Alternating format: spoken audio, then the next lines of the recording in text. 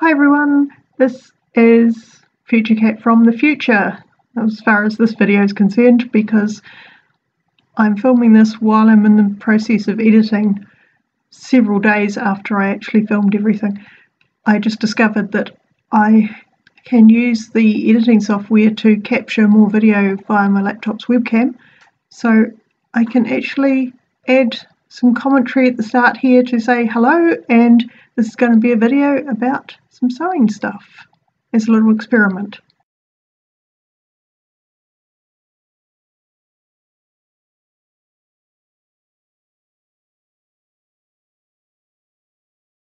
Okay, this is going to be a bit of an experiment. I'm going to see if I can actually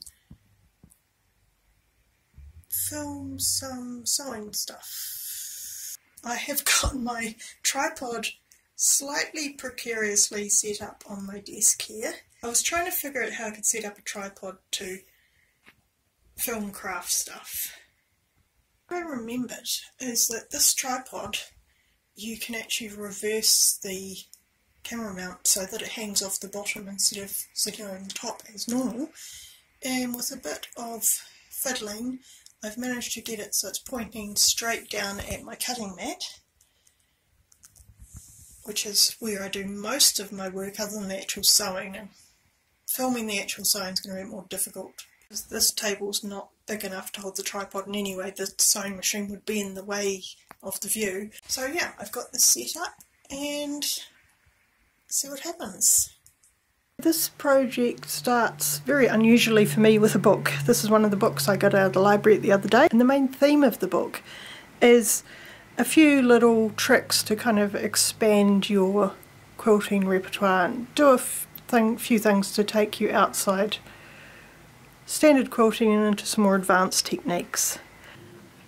So the one that I'm interested in learning is doing partial seams, which is quite a scary concept, but I think I understand the principle. In theory it doesn't look too hard. So anyway, they've got a nice little project in this book, this one here, of making a cushion cover, and I thought I'll have a try at that. I'm not going to quite use that colour scheme. Yeah. I'm thinking I want to do a kind of red and purpley kind of colour scheme, and I have all my fat quarters and big pieces organised roughly by colour in here. So this is how I start most projects, just pull out all the fabric and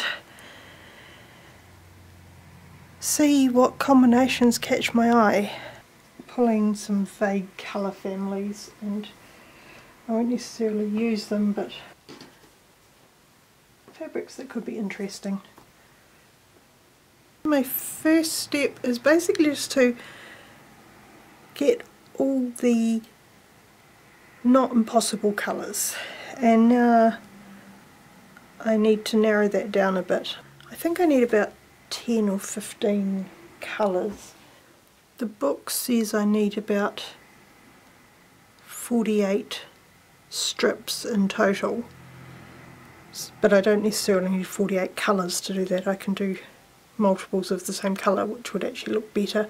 At the moment I've got too much, like I've got reds and I've got purples, and then I've got all these sort of in between browny maroony colours, which look nice and definitely fit the kind of colour values I'm going for, but they might stop there being enough contrast between the two colours to make it interesting, so I need to think about that a bit. So the process now is pretty much just picking some favourite fabrics to work around, I think. It's funny how some of these fabrics, when you pull them out at first you think, oh yeah, that's going to be perfect, and then when you start getting a selection together it's like, no, they just don't work at all. It's a pity because I really like both of those fabrics, but they're just not right. This one doesn't quite go, but it might be interesting to include just to put a little burst of a different colour in there.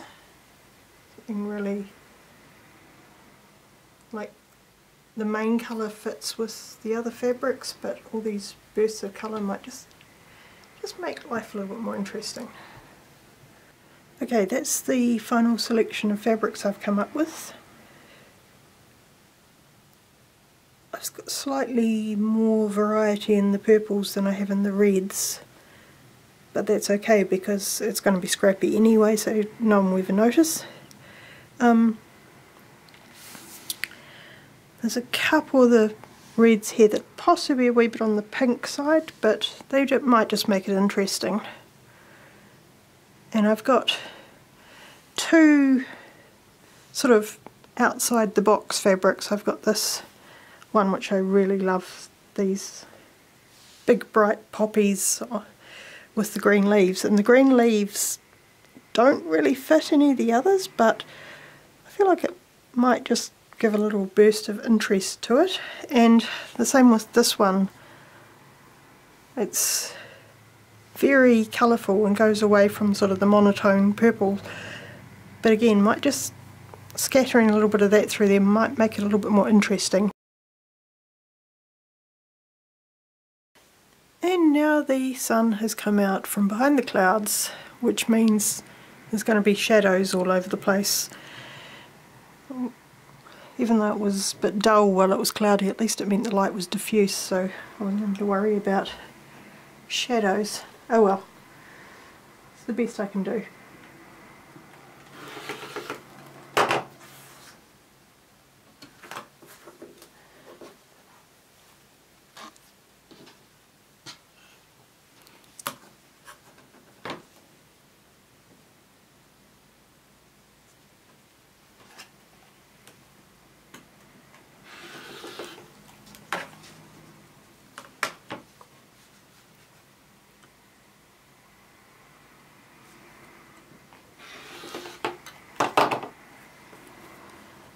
I need to cut a total of 24 strips of each colour, so I'm aiming for 2 or 3 from each fabric.